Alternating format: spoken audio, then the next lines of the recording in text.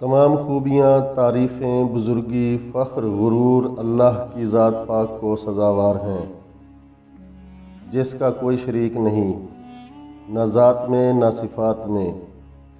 لامحدود دائمی رحمتیں اور برکتیں ہوں نبی آخر الزماں محمد مصطفیٰ صلی اللہ علیہ وآلہ وسلم پر، آپ کے صحابہ کرام پر، اہل بیت پر اور ان تمام نفوس قدسیہ پہ جو بھٹکتی ہوئی انسانیت کے لیے فلاح، رشد و ہدایت کا باعث بنے۔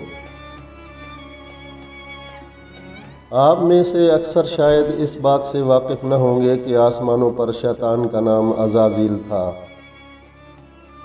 عزازیل طاؤس ملائکہ، بادشاہ افلاک، فرشتوں کا امام، مقربین کا سردار، جنت کے بیت المال کا خازن یعنی خزانچی اور معلم ملائکہ تھا۔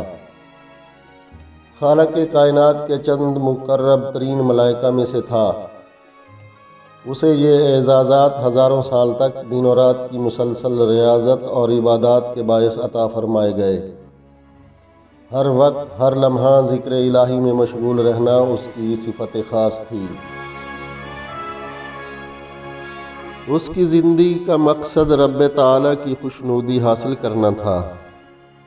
پہلے آسمان سے ہفت افلاک تک، جنت الماوا سے لوح محفوظ تک بلا روک ٹوک رسائی نے اسے دوسروں سے برتر کر دیا تھا۔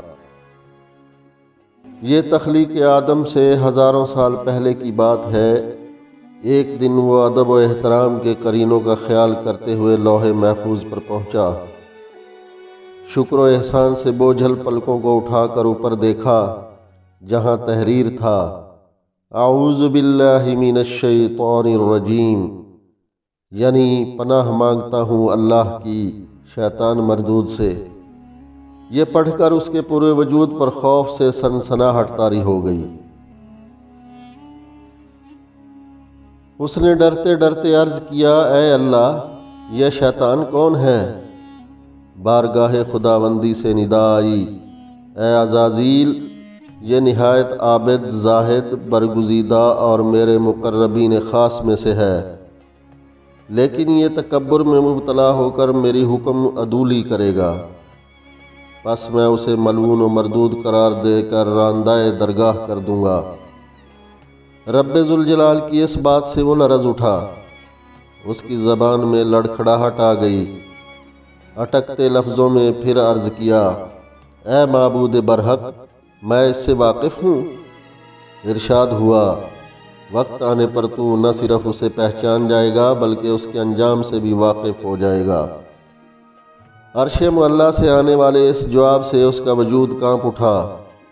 بے اختیار آنکھوں سے آنسو جاری ہو گئے۔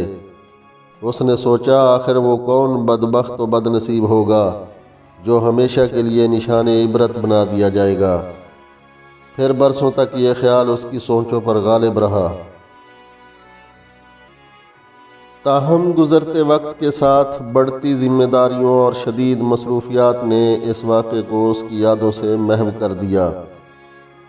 فرشتوں کے استاد کی حیثیت سے درس و واعظ بھی اس کی ذمہ داریوں میں شامل تھی، جس کا آسمانوں میں دور دور تک چرچا تھا، اور ملائکہ کی بڑی تعداد اس میں شریک ہو کر مستفید ہوتی تھی۔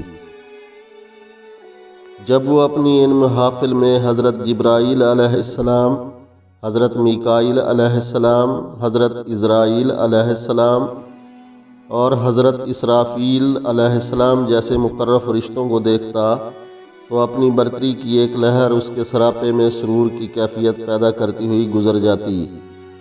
شاید اسی کا نام تکبر ہو۔ بہرحال بیتے سالوں کے ساتھ اس کے درجات مزید بلند ہوتے چلے گئے۔ اب اس کی حیثیت بادشاہ افلاک کی سی تھی۔ اتنے بڑے مرتبے کے بعد اس میں عاجزی و انکساری پیدا ہونی چاہیے تھی، لیکن معاملہ اس کے برعکس ہوا۔ اسے یوں محسوس ہوتا کہ جیسے اس کے اندر سے ایک آواز اسے کہتی ہے: اے عزازیل، تو ان سب میں افضل ہے۔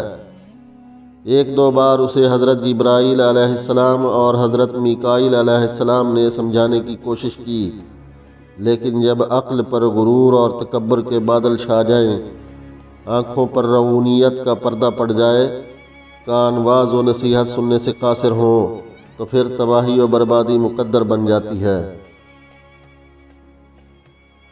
ذلت اور رسوائی کا توق ہمیشہ کے لیے گلے کی زینت بن جاتا ہے، اور پھر ایک بدقسمت دن اس کے ساتھ بھی یہی سب کچھ ہوا۔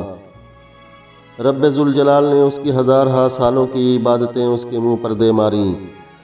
وہ جو طاؤس ملائکہ تھا ملعون و مردود بن چکا تھا، اسے حضرت انسان کا کھلا دشمن قرار دے کر لعنت اللہ علی شیاطینہم کے لقب سے نوازا گیا۔ اب وہ شر کی طاغوتی قوت میں تبدیل ہو کر بدی اور برائی کی سب سے بڑی علامت بن چکا تھا۔ قرآن پاک میں 88 بار شیطان اور 11 بار ابلیس کے نام سے اس کا ذکر کر کے اسے انسانوں سے دور رہنے اور اس کے شر سے بچنے کا حکم دیا گیا۔ باری تعالیٰ نے کم و بیش 1,24,000 پیغمبروں کو دنیا میں مبعوث فرما کر قوموں کو اس کے مکر و فریب سے بچنے کی تلقین فرمائی۔ زمین پر جانے سے پہلے اس نے اللہ سے 4 چیزوں کی اجازت طلب کی۔ نمبر 1 قیامت تک موت سے مہلت، نمبر 2 اہل زمین کو بہکانے کی قوت، نمبر 3 حیات تبدیل کرنے کی صلاحیت، نمبر 4 اولاد کثیر اور ان کی طویل عمریں۔ اللہ تعالیٰ نے فرمایا جا تجھے اجازت ہے، لیکن میرے نیک بندے تیرے فریب میں نہیں آئیں گے، اور جس نے تیرا ساتھ دیا میں تجھے اور تیرا ساتھ دینے والوں سے جہنم کو بھر دوں گا۔ اب اس کا کام آسان ہو گیا تھا۔ کھنکھناتی سڑی مٹی سے پیدا کیا گیا یہ انسان جو اشرف المخلوق ہے، مسجود ملائکہ، احسن تقویم اور اپنے اوصاف و کمالات پر نازاں ہے، لیکن وہ نفس کے پجاری اس انسان کے رگ و پے سے اچھی طرح واقف ہے۔ گو کہ اسے اس بات کا اختیار نہیں کہ وہ انسانوں کے اجسام پر قابض ہو کر ان سے بالجبر بدی کے کام کروائے۔ چنانچہ وہ ان کی اندرونی جبلت یعنی نفس امارہ کو اپنی وسوسہ اندازیوں اور دسیسہ کاریوں کے چنگل میں پھنسا کر برائیوں پر آمادہ کرتا ہے۔ ان میں جو صاحب ایمان ہے وہ تو تعوذ اور استغفار پڑھ کر شیطان کو بھاگ جانے پر مجبور کر دیتے ہیں، لیکن لالچی فطرت کی حامل اکثریت اس کے دام فریب میں مبتلا ہو کر اندھا دھند اس کے پیچھے چلنے لگتی ہے۔ پھر یہ خود ہی شرک و تعلیم، کفر و فسق و عبادت، نافرمانی کو حاضر جوابی، بدتمیزی کو بہادری، موسیقی کو روح کی غذا، رقص کو جسم کی شاعری، عریانیت اور فحاشی کو جدت پسندی، مذہبی اقدام کو فرسودہ، دینی روایات کو قطامت پسندی قرار دے کر شرم و حیا کی چادر کو تار تار کر دیتے ہیں۔